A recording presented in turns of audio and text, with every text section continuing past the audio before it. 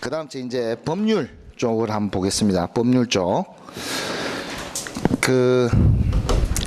당사자의 국적과 관계없이 체류 중인 곳의 기준으로 법을 적용받는다. 이게 속지주의예요. 우리 지난 정치편에서도 한번 간략하게 했었는데, 속지주의는 기본 패러다임은 로마에 가면 로마법을 따라야 된다. 그게 기본 속지주의의 대원칙이 되는 거죠. 속인주의는 지난번에 또 설명을 했으니까 형법이나 이런 특수한 국적법이나 이런 쪽에는 속인주의도 적용하는 경우들이 많다. 불문법의 일종이다. 불문법. 여러분들 불문법이 뭐죠?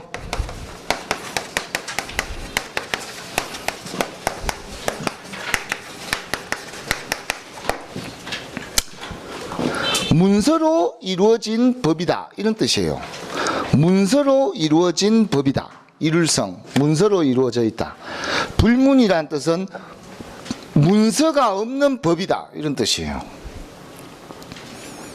문서가 없다는 말은 무슨 말이에요? 사람이 말로 이렇게 약속하고 이런 것들. 그러면 이런 불문법은 주로 어느 국가들이 주로 발전을 했을까요? 영미법계. 성문법은요, 어느 국가들이 발전을 하죠? 대륙법계. 여러분들 대륙법계는 정착문화예요, 이동문화예요? 정착문화. 강력한 중앙집권화가 형성되어 있는. 영미법계는 내 배 타고 돌아다니는 거죠. 원래 영국이 여러분들 노략질하고 뭐 그런 쪽이에요. 밑에 확인해 보면. 이 사람들은 말로 약속하는 거, 이런 게 중요한 거예요. 야, 어제 그거 준다 했다 아이가. 이런 약속, 이런 게 중요한 거예요. 근데 그 증거가 있다 없다? 없는 거예요, 아무것도. 그 약속이나 이런 것들. 그래서 이쪽은 주로 이동문화. 그래서 그 지역의 특성에 맞는 어떤 분권화가 상당히 많이 돼 있는 이런 뭐 지방자치제 이런 것들이 불문법은 잘 돼 있죠. 그래서 미국은 자치경찰제를 지금도 먼저 시행하고 있고, 우리는 지금 중앙경찰로 그대로 있잖아요. 그죠? 이런 것들을 보니까 법 체계가 이쪽은 주로 판례법을 중심으로 해서 발전을 하게 되는 거예요. 여기에서 말하는 판례라는 뜻은 과거에 유사한 사건을 통해서 재판을 한 선례가 있다. 그러면 그 사건과 유사하다면 똑같은 판결을 내린다는 뜻이에요. 그래서 이쪽에 있던 판례법 중심으로 발전을 해오게 되고, 이쪽 성문법 쪽은요, 성문법을 중심으로 그 법 조문을 해석하는데 주로 발전을 해옵니다. 그래서 대륙법계와 불문법계가 이렇게 차이가 있는데요. 불문이라는 뜻은 문서로 따로 정해놓은 건 없는 거예요. 그래서 거기에 보면 사람들이 공동생활에서 인정하고 지켜야 할 도리로 선량한 풍속, 사회 통념, 신의 성실의 원칙에 따라서 이렇게 재판을 해야 돼요. 예를 들어서 우리 민법에 보면 1조에 이렇게 되어 있습니다. 민사의 법률로 규정이 없으면 관습에 의하고, 관습이 없으면 판사의 조리에 의한다. 이게 조리라고 하는 거예요. 조리. 이치. 판사의 자신의 사회 통념이라든지 선량한 풍속, 기타 신의 성실의 원칙을 반하지 않는 범위 안에서 판사의 어떤 생각이나 이념을 가지고 재판을 하게 돼 있어요. 그게 조리입니다. 맨 마지막 법적 근거가 조리예요. 그럼 왜 조리라는 제도를 그러면은 법에 넣어놨냐? 그 이유는 우리 헌법상 3심 제도를 채택하고 있죠. 지방법원, 고등법원, 대법원 해가지고 3심 제도를 채택하는데, 헌법에 뭐라고 되어 있냐면 모든 국민은 재판을 청구할 권리가 있다. 그리고 판사는 판결을 내려야 될 권리가 있어요. 근데 청구가 들어왔으면 판사가 판결을 해야 되는데 법이 없는데요. 이거 안 된다는 뜻이에요. 무조건 유죄 아니면 무죄, 아니면은 법이 없으면은 조리에 의해 가지고 근거를 삼아서 판결을 내려야 된다는 뜻이에요. 그래서 조리를 인정을 합니다. 저게 불문법이지만 우리 민법도 인정을 합니다. 거기 빈칸에는 조리라고 적으셔야 돼요. 조리. 그 다음 제 3번. 개정되어 적용되는 익산시의 조례가 법률의 내용과 상충이 될 때 이를 해소하기 위해서는 법의 어떤 원칙에 따라야 되느냐. 상위법 우선의 원칙. 지난 시간에 한번 제가 정치편에서도 한번 이야기를 했죠. 헌법, 법률, 명령, 조례규칙. 규칙은 조례를 위반해서는 안 되고, 조례는 명령을 위반해서도 안 되고, 명령은 법률을 위반해서 안 되고, 법률은 헌법을 위반해서는 안 돼요. 이게 바로 상위법 우선의 원칙이에요. 상위법 우선의 원칙. 그리고 특별법 우선의 원칙도 있어요. 특별법 우선의 원칙.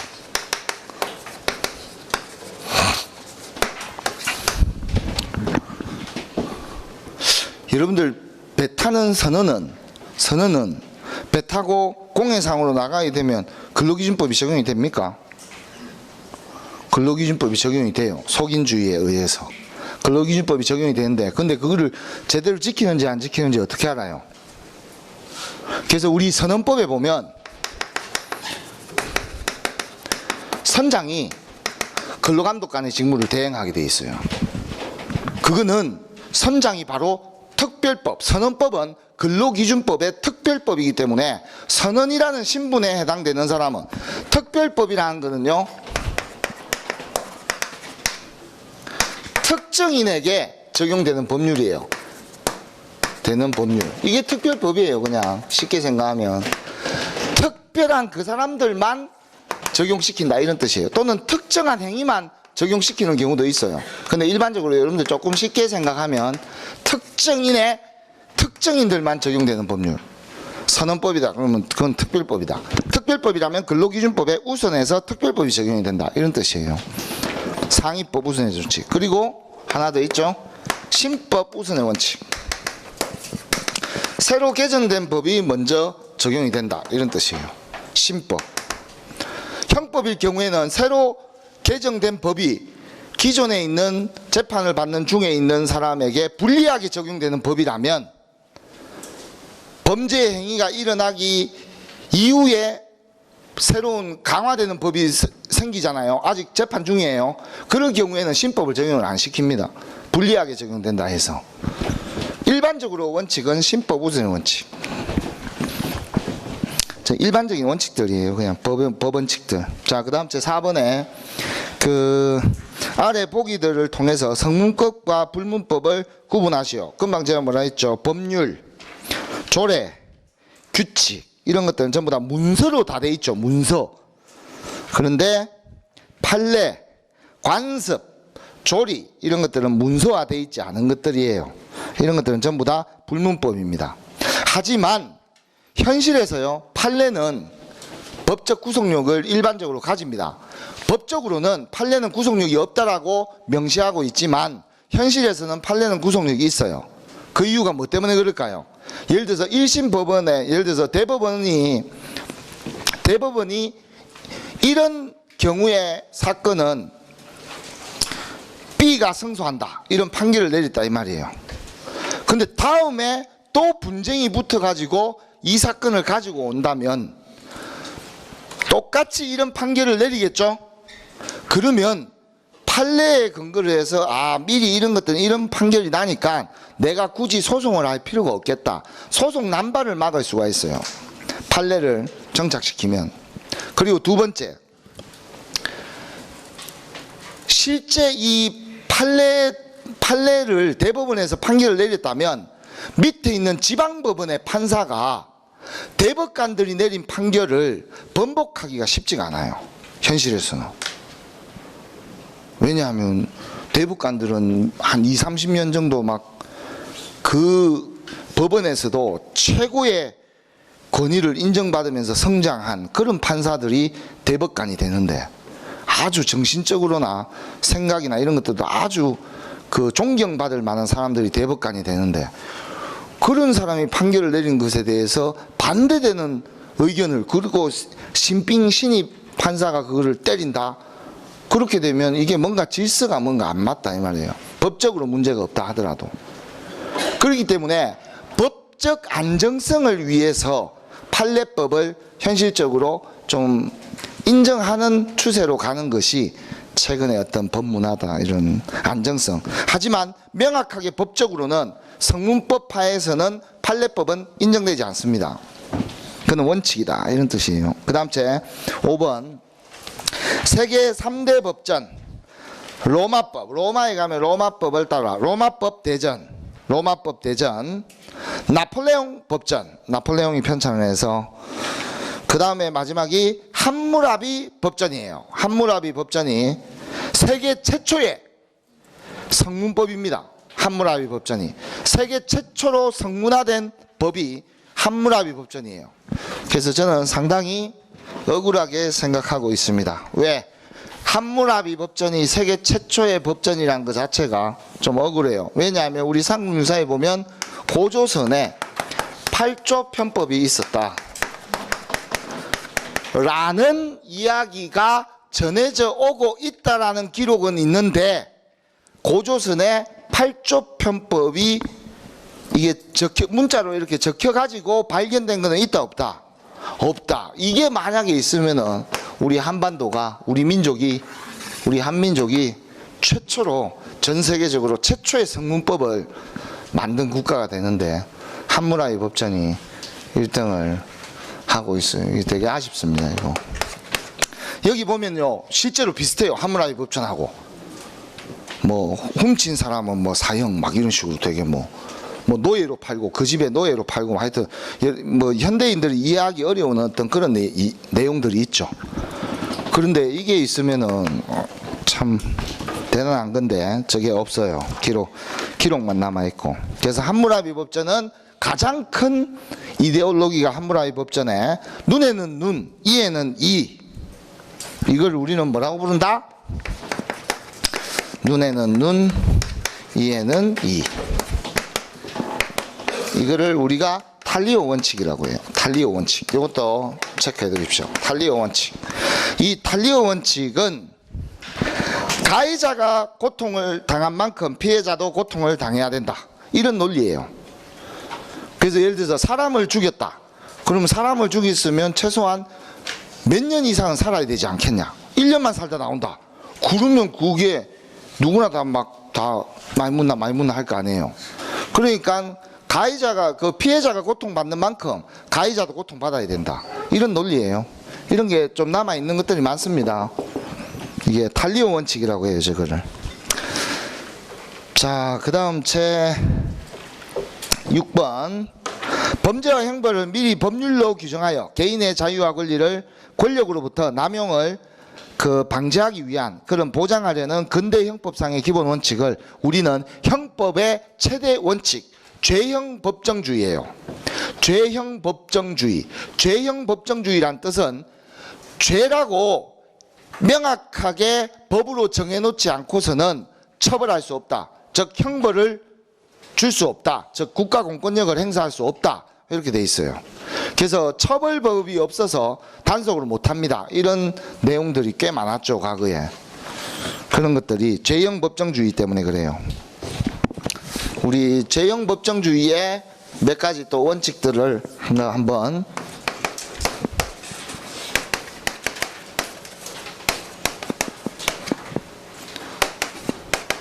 소급표 금지의 원칙.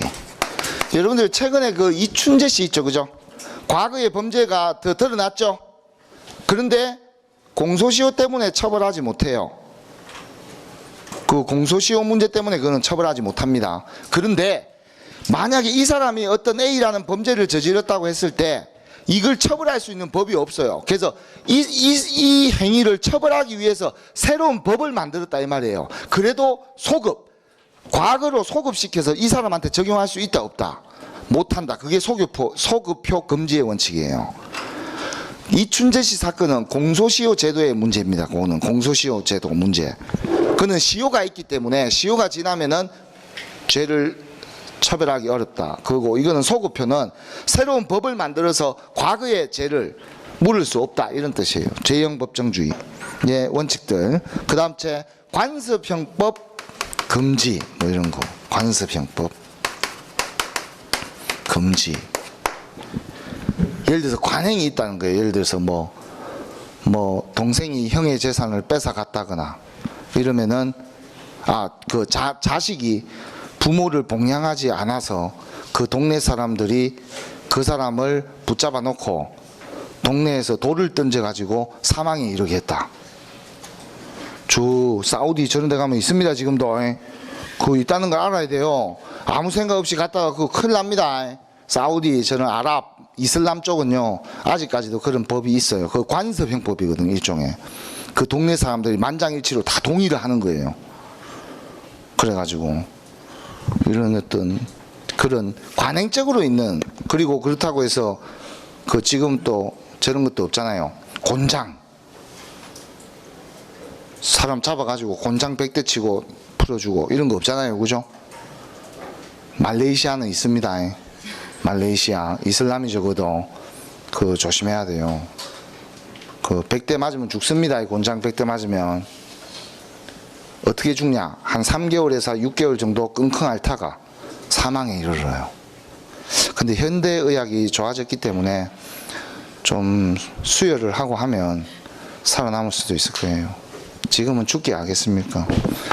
하여튼 그 관행적으로 내려오는 어떤 죄들, 이런 것들을 묻는 것들, 이런 것들, 그리고 유추해석 금지의 원칙, 엄격하게 법리를 해석합니다. 법 조문에 충실하게 해석을 하지 확대 해석을 안 한다는 뜻이에요. 유추해석 금지라는 말은 그 제목을 막 확대해 가지고 적용시키면 안 된다는 뜻이에요. 있는 그대로. 요거를 좀 보충하는 또 의미가 명확성의 원칙. 명확하게 누구나 다 이 죄가 성립한다, 성립하지 않는다는 것을 명확하게 이렇게 알 수 있도록, 이런 원칙들이 기본적으로 우리 제형법정주의의 기본 하위 원칙들이다. 이런 것들을 위배하게 되면 제형법정주의를 위배하는 걸로 보는 거죠. 이렇게 정해놔야 사람들이 이거는 죄가 되기 때문에 이런 행동을 하면 안 되겠구나, 이런 것들을 알 수 있는 거죠. 그 다음 제7번 헌법, 형법, 형사소송법. 여러분들은 거기 사자가 있습니까? 형님 소송으로 돼 있어요. 거기 사자가 있어야 됩니다. 형사소송법, 민법, 민사소송법, 상법, 호적법 이렇게 돼 있어요. 자, 여기서 우리가 법률을 주로 나눌 때 용어가 실체법과 절차법이라는 용어들을 쓰는데요. 이거는 그냥 용어입니다. 용어. 이게 현실적인 개념은 아니에요. 주로 실체법은 권리와 의무를 규율하는 법이에요. 이런 거는 청구권이 있다, 이런 경우는 청구권이 없다, 이런 식으로 정해놨다, 이런 뜻이에요. 그런데 절차법은 이런 권리와 의무를 실현하기 위한 구체적인 절차를 규정한 법이에요. 절차를 규정한 법이다. 절차를 규율했다. 그래서 법원에다가 민사로 소송을 걸게 되면 어떤 식의 절차를 거쳐야 되냐? 그럼 소송법들은 전부 다 절차법들이에요. 그러면 그 헌법, 형법, 민법, 상법은 전부 다 실체법이고, 형사소송법, 민사소송법, 호적법도 전부 다 절차법입니다.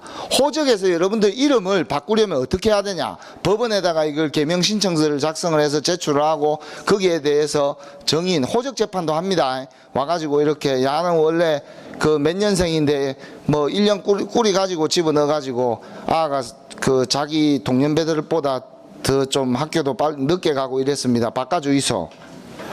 그게 이제 호적법. 주민등록 번호가 바뀔 수 있어요. 그렇게 되면. 그리고 또 뭐 얘 이름이 자꾸 그 뭐 홍길동이라고 돼서 맨날 그 사례를 얘기할 때 홍길동이라고 자꾸 얘기를 해서 제가 깜짝깜짝 놀랄 때가 많습니다. 그래서 이름을 홍길동을 딴 걸로 좀 바꿔주이소. 뭐 이렇게 재판했다. 그럼 그동안에 학교 다니면서 고충이 많았겠다 해서 이름을 바꿔줄 수 있는 거죠. 그런 경우가 호적법이에요. 절차를 규정하는 법들입니다. 그런 것들 체크해 두시고요. 상식적으로. 그 다음 제8번 형법상 미성년자는 형사 미성년자 14세 전부 다 만입니다. 생년월일 앞자리 14세. 형사 미성년자의 뜻은요, 14세 미만인 자는 국가의 형벌을 가하지 않습니다. 단지 이제 민사상 손해배상 책임은 부모들이 질 수 있겠죠. 법정 대리인이니까. 우리 민법상 미성년자는 몇 살이죠? 예? 미성년자는 몇 세예요? 여러분들 19세라 하면 틀린 답이에요. 19세 미만. 정확하게 알고 계셔. 19세 미만입니다. 하루라도 생일 안 지났으면 미성년자입니다. 19세가 지나야 돼요. 원래는 20세였는데 지금은 19세로 바뀌었어요. 민법 개정을 했죠. 19세로. 그러면서 투표권도 지금은 다 인정을 하잖아요. 그죠? 투표권 인정을 하고. 하여튼 그렇습니다. 자, 그 다음 제 9번. 눈에는 눈, 이에는 이와 같이 피해자가 당한 손해만큼 가해자도 당하게 하는 보복의 원칙은 탈리오 원칙이다. 금방 제가 이야기했잖아요. 그죠? 그 다음 제 10번. 공법과 사법의 중간 형태로 사회적 모순을 해결하기 위해서 공적인 이익을 실현하기 위해서 만든 법을 우리는 중간에 있어서 사회법이라고 이야기를 해요. 자, 이게 이제 어떤 거냐 하면 공법과 사법이 있어요. 공법이라는 거는요, 공공에 관한 문제예요. 그래서 국가 공권력의 행사하고 관련이 있어요. 공권력의 행사. 즉, 예를 드는 거죠. 정부와 개인이 계약을 체결했다. 그러면 이거는 공법 계약이라고 봐야 돼요. 정부와 개인이. 국가 공권력이 개입이 되기 때문에. 근데 사법은 사인 간의 규율을 얘기하는 거예요. 가장 대표적인 법이 민법이 되는 거죠. 민법. 그러면 우리 공법의 가장 대표적인 법이 행정법. 근데 행정법은 엄밀히 따지면 단일 법률은 없거든요. 행정법은. 예를 들어서 뭐 행정소송법, 뭐 정부조직법 이런 것들을 다 묶어서 우리가 공법이라고 얘기하는 거죠. 검찰청법 이런 것들 전부 다 공법이에요. 공법. 국가 공권력과 관련된 어떤 법률들 이런 것들을 얘기를 하는 건데, 그럼 이 공법과 사법이 섞여 있는 절충되어 있는 법들이 있어요. 그거는 개인의 문제라고 하더라도 공공의 이익과 관련이 있는 것들이기 때문에 절충을 시킨 거예요. 그게 우리가 사회법이라고 주로 이야기를 하는데, 예를 들어서 공정거래법. 대기업들이 거래를 하는데 횡포를 부린다. 갑질, 막 물건 강매시키고 이런 걸 한다. 그러면 그거는 대기업과 중소기업 간의 개인 간의 문제입니까? 개인 간의 문제가 맞죠. 하지만 그런 행태들은 사회적으로 공공성으로 봤을 때 잘못됐다, 잘됐다. 잘못됐다. 그랬을 때 공정거래법으로 통제하는 거예요. 그리고 또 노동법 뭐 이런 거. 노동법이란 단일 법은 없기 때문에 근로기준법, 노동조합 및 노동관계 조정법 뭐 이런 것들, 뭐 그리고 이런 기타 경제법들 이런 것들, 또 뭐 저런 거 있잖아요. 기초생활수급 뭐 이런 것들 전부 다 사회법입니다. 사회법. 최근에는 사회법의 중요성이 자꾸 강화되고 있죠. 그 다음 제 11번. 다른 사람의 행위로 발생한 손해를 국가가 우선 배상한 후 나중에 가해자에게 이걸 갚으라고 요구하는 경우를 무슨 권리라고 하는가. 자, 여기 한번 보세요. A와 B와 C가 있어요. 그런데 정부라고 할까요? 정부. 여기는 공무원, 개인 이렇게 있는데 딱합했어요. 거의 막 짙어졌어요. 전치 8주 막 이래가지고. 그래서 이 합의금이 3천만 원, 3천만 원. 치료비까지 다 합치가지고 그렇게 해서 합의서를 작성하는데 이 돈이 없다 이렇게 된 거예요. 그래서 너 그러면 공무원을 책임지고 있는 정부가 사용자 책임이 있지 않냐? 당연히 사용자 책임이 있죠. 민법상 사용자 책임이, 불법 행위에 대한 사용자 책임이 있으니까 A가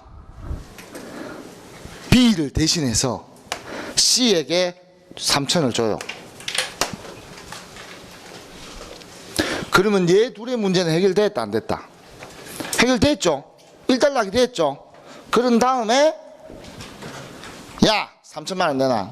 우리가 대신 줬으니까. 너 월급에서 한 달에 100만 원씩 간다.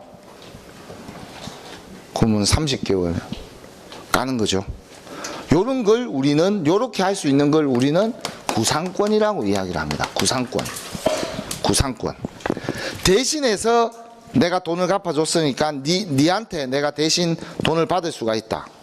근데 대부분 A와 C가 이제 B와 A에게 통지를 해야 돼요. 원래 구상권을 행사하려면 A가 B를 대신해서 C에게 갚는다는 걸 C한테 알려줘야 되고, 그 사실을 B도 알고 있어야 나중에 얘한테 받을 거 아니에요. 그리고 얘는 돈을 받았다, B를 대신해서 A한테 돈을 받았다, 이걸 이제 쭉 사인을 해야 되겠죠. 그럼 그걸 종이를 근거로 해서 네가 나한테 갚아라, 통지를 해줬으니까 구상을 하는 거예요. 직접적으로 돈 내놔 이렇게 하는 거, 그게 구상권입니다. 우리가 일반적으로 그 C는 B한테 자기가 뚜둥이 맞았으니까 불법 행위에 따른 손해배상 청구권이 있는 거예요. 손해배상 청구권. 그러니까 이 청구권을 구상권으로 대신해서 이렇게 돈을 A가 B한테 받는 거예요. 그냥. 그러니까 A는 엄밀히 따지면 B한테 손해배상 청구권은 없죠. A한테 직접적으로 손해배상 청구권은 없잖아요. 법률상. 그냥 B가 직접적으로 A한테 손해를 끼치기 없잖아요.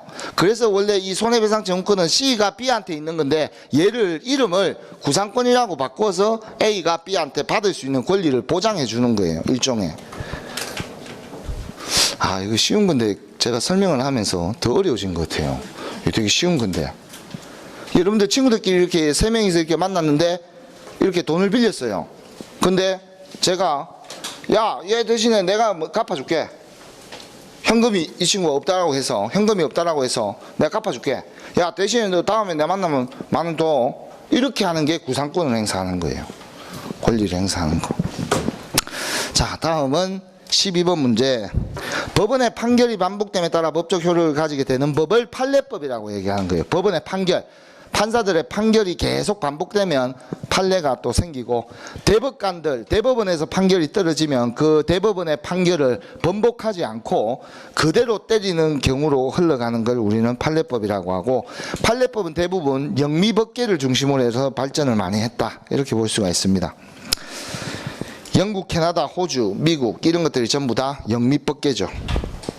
호주는 어디의 식민지죠? 영국. 캐나다는 영국에서도 많이 왔고 프랑스에서도 많이 왔고 이주를 많이 했죠. 캐나다 쪽으로. 그래서 뭐 양쪽 다 하여튼 그렇고, 13번 우리나라 헌법의 특징은 국민의 뜻에 따라 제정됐기 때문에 민정헌법 개정 절차가 상당히 까다롭게 되어 있어요. 개정을 쉽게 하지 않습니다. 그래서 경성헌법이에요. 경성, 딱딱할 경, 딱딱하게 성 이루어져 있는 헌법이다. 헌법 개정이 쉬운 경우를 우리는 연성헌법이라고 합니다. 부드러울 연을 써서 부드럽게 개정이 된다, 쉽게 개정할 수 있다, 이런 뜻이에요. 연성. 문서의 형식을 띠고 있기 때문에 불문법이다, 성문법이다. 성문법이 되는 거예요. 그렇게 적어두시고, 다음은 14번. 개인이 국가 권력에 의해 자유를 제한받지 않을 권리로 땡땡땡은 신체의 자유, 사회적, 경제적 자유, 정신적 자유, 정치의 자유를 얘기한다. 이런 그 경우를 우리가 자유권이라고 이야기해요. 자유권인데요. 우리 헌법에는 이 자유권, 평등권, 참정권, 정치에 참여하는 거, 여러분들 뭐 대통령에 출마하고 이런 것들 전부 다, 그 다음 뭐 국가를 상대로 하는 뭐 청구권들, 뭐 재판을 받을 권리, 재판을 받을 청구권, 뭐 이런 것들, 그리고 사회권. 이거 애매하게 적었어. 사회권. 이런 권리를 다 합쳐서 우리는 뭐라고 부른다? 인간으로서 가장 기본적으로 누리는 인간으로서 기본권이다. 휴먼 라이트, 인권을 얘기하는 거예요. 인권. 요게 헌법은 헌법 총설이 있어요. 헌법 총설이 앞에 이제 기본적으로 나오는 거고, 그 다음 째 우리 헌법에는 기본권을 규정을 하고, 그 다음에 통치 구조론을 통치구조, 대한민국의 통치구조, 예를 들어서 입법, 사법, 행정이 어떻게 구성되어 있는가, 상권 분립이 어떻게 되어 있는가, 그런 것들 뒤쪽에 이제 쭉 행정기관들 어떻게 이렇게 되는가, 이런 게 우리 기본권이 이제 요거죠. 그 중에서도 다른 권리들은 뭐 무난한데 이 자유권과 사회권은 차이점을 좀 알아두셔야 돼요. 사회권은 우리가 다른 말로 뭐라고 부르냐, 생존권이라고 부릅니다. 생존권. 그래서 자유권은요, 한마디로 표현하면 국가에서 개입을 하면 안 돼요. 이거는 여러분들의 카카오톡을 누가 봤다 안 봤다, 국가가 봤다 안 봤다, 국가가 봤다, 그럼 그건 사찰에 해당되는 거예요. 그는 정보통신 감청에 관한 법률에 따라서 위법하게 되고 체포가 되는 거예요. 큰일 납니다. 국가가 개입해서는 안 해요. 여러분들 이사 자유롭게 갈 수 있어요? 주거 이전의 자유가 있어요. 헌법에.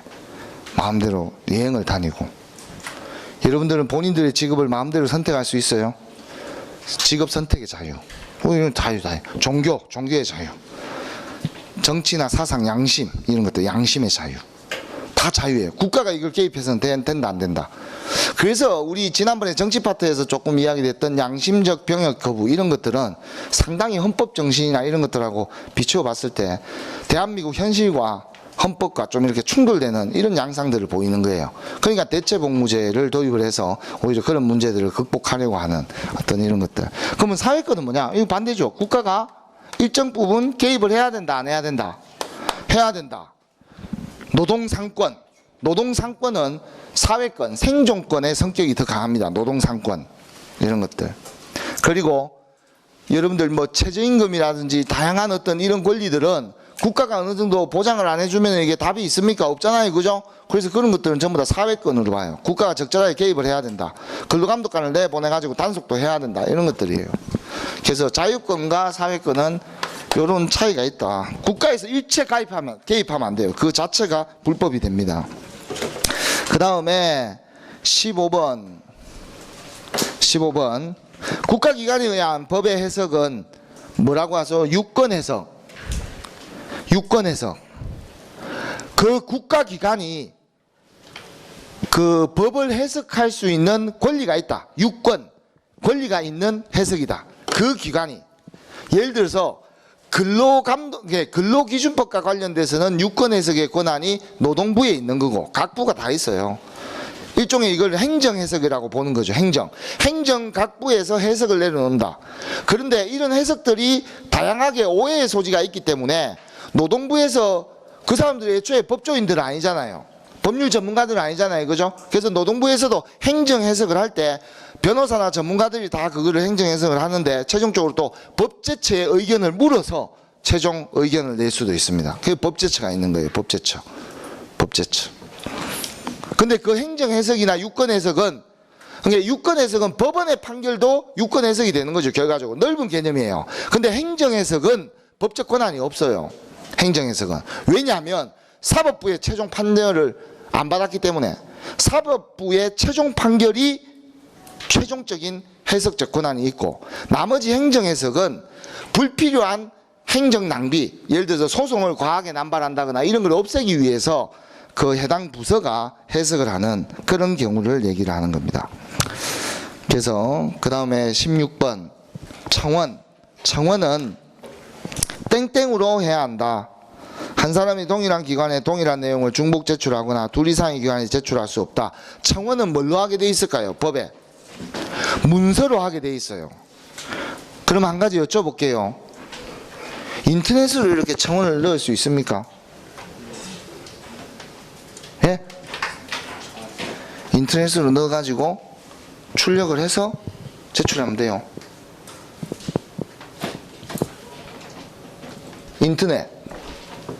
인터넷으로 청원을 낼 수 있습니까? 예? 여러분들 뭐 청와대 게시판 이런 데 비슷하게 청원 내잖아요. 낼 수 있어요? 낼 수 있습니다. 인터넷으로 접수를 하는 경우를 우리는 전자문서로 인식을 해요. 전자문서는 합법입니다. 종이를 낭비를 줄이자. 합법적으로 봐요. 전자문서. 그럼 한 가지, 종이로 내기는 내는데 팩스를 보내서 청원을 접수할 수 있습니까? 팩스로 청원을 접수할 수 있어요. 출력이 종이로 되니까 여러분들 사인도 나오고. 팩스는 전자문서로 봅니다. 팩스도 원래는 팩시밀리 들어봤어요? 팩시밀리 줄여서 팩스라고 하잖아요. 그죠? 전자문서예요. 전자문서. 여러분들이 여기서 컴퓨터로 막 팩스를 이렇게 탁 보내면 저쪽에서 전자통신 해가지고 저쪽에서 다시 뱉어낼 거 아니에요. 팩시밀리에서. 그죠? 뱉어내면 그게 전자문서로 가중합니다. 그 전자문서는 합법이에요. 전부 다. 문서로 봅니다. 전자문서는. 그래서 인터넷으로 접수해도 합법이다. 이런 뜻이에요. 그래서 우리 국무총리실 행정심판위원회 이런 데 이제 과거에 이제 음주하거나 이런 사람들 보면 행정심판을 청구할 때 전자문서로 다 제출을 합니다. 실제 우편으로 이런 거는 증거 자료로만 우편으로 보내지 거의 다 전자문서로 다 해요. 17번. 대한민국의 영토는 한반도와 그 부속 도서로 한다. 도서라는 말은 책을 얘기하는 것이 아니라 섬과 이런 것들을 얘기하는 겁니다. 섬. 붙어 있는 섬들. 그래서 헌법에 명시되어 있지만 실질적으로 북한은 대한민국의 통치권이 미치지 않는다. 대한민국의 경찰권이 성립해요. 재판 이런 거 적용됩니까? 당장 안 되죠. 그래서 타당성은 있으나 실효성은 없다. 자, 여기서 한 가지. 그러면 여러분들 북한을 우리 헌법에서는 뭐 어떤 지역으로 볼까요? 북한은. 여러분들 북한은 대한민국의 법이 적용이 됩니까? 아니요, 법이 적용이 됩니다. 여기 헌법에 뭐라고 되어 있어요? 한반도와 그 부속 도서로. 북한은 한반도 아니에요? 한반도 맞죠? 북한은 대한민국 법이 적용이 되는 지역입니다. 단지 실효적으로 효과를 거둘 수는 없다는 문제를 가지고 있지만 이론상으로는 법이 적용돼요. 그래서 실제로 우리 한국 사람이 개성에서 북한 사람 한 명 치였어요.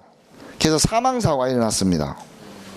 그래서 현대해상이 들어가서 보험 처리를 하고 나왔어요.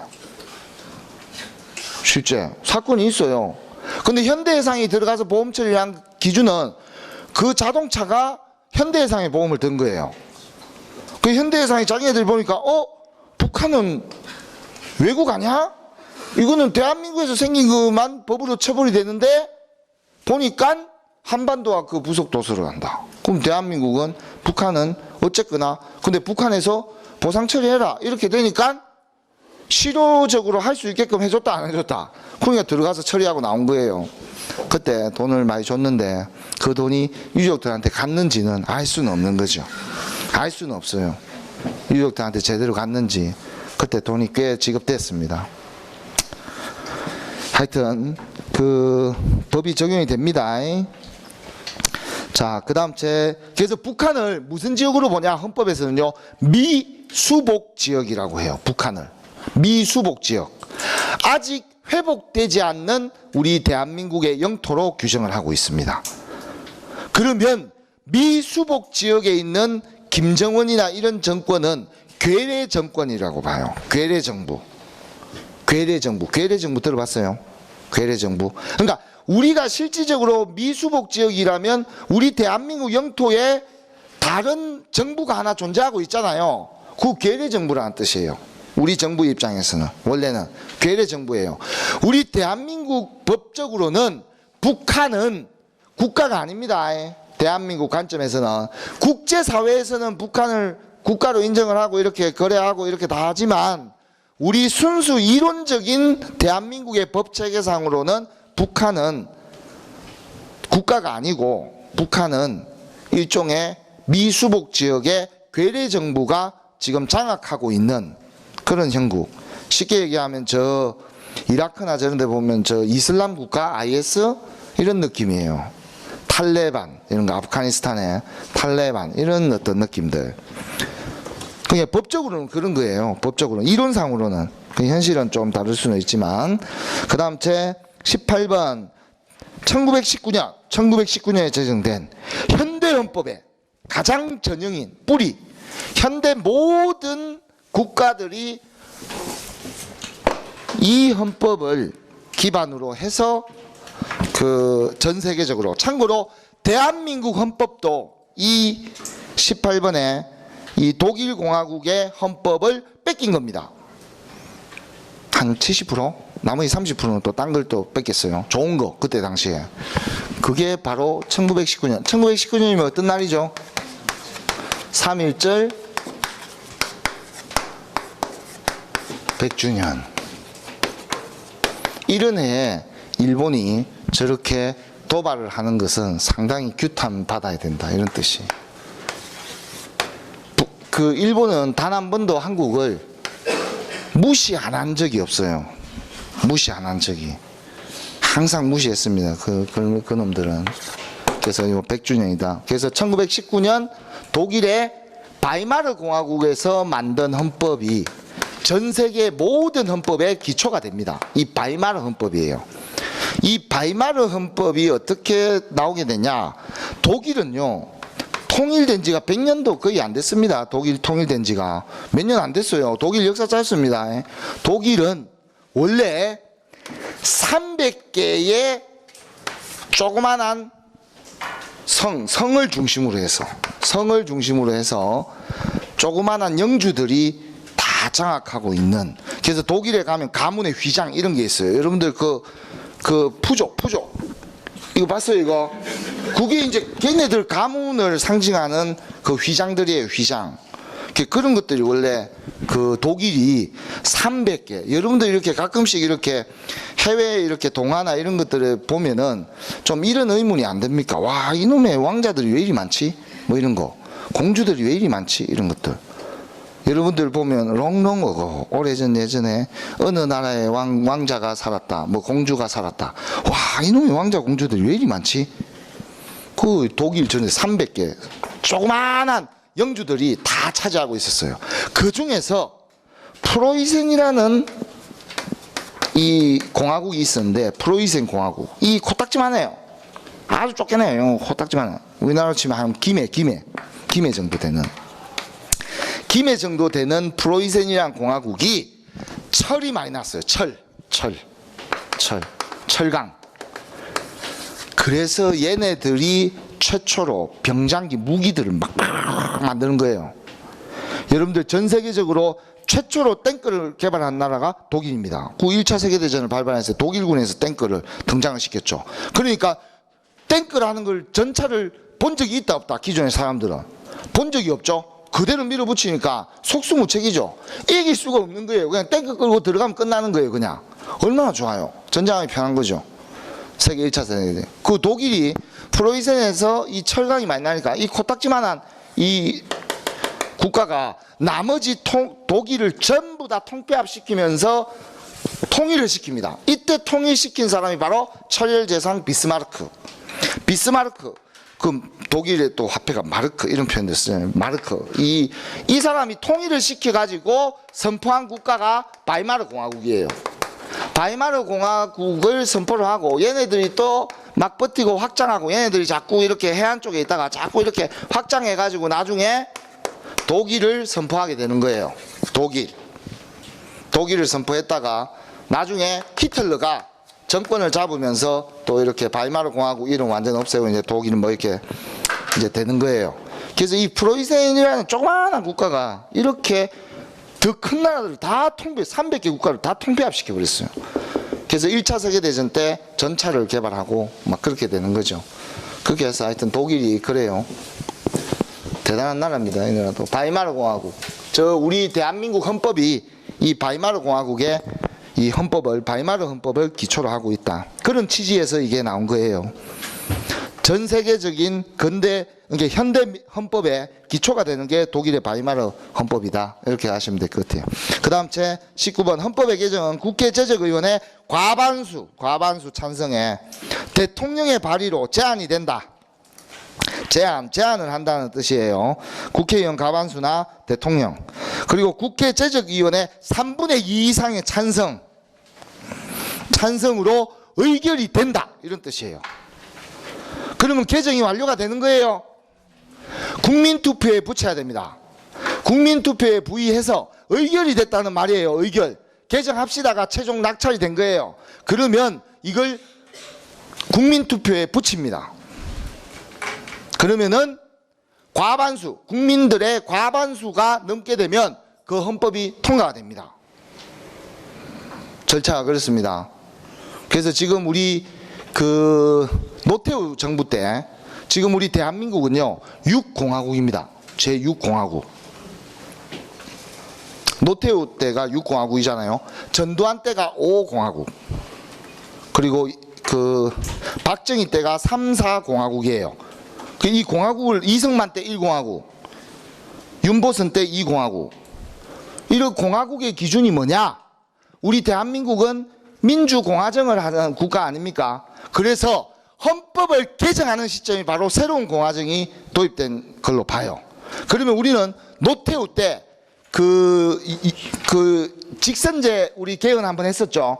그 개헌이 6차 개헌이거든요. 그 직선제 개헌을 한 시점 노태우부터 지금까지 단 한 번도 헌법을 개정한 적이 없어요. 그래서 우리는 지금 6공화국이 되는 거예요. 만약에 투표를 해서 헌법을 이번에 개정을 한다고 예를 들자라면 7공화국이 시작이 되는 겁니다. 그래서 헌법이 조금 개정할 필요가 있다. 누구나 다 느끼고 개정을 해야 돼요. 그렇게 되면 여러분들에게 좋은 일이 일어나는 거죠. 그날은 휴일이 되는 거죠. 투표일이. 투표를 하게 되기 때문에. 그래서 오래됐다. 자, 20번. 헌법에 명시된 국민의 기본권에는 자유권, 평등권, 참여권, 청구권, 사회권, 인간의 존엄성을 위해서 존재하는 겁니다. 사회권은 인간의 존엄성을 위해서. 잠시 쉬었다가 하도록 하겠습니다.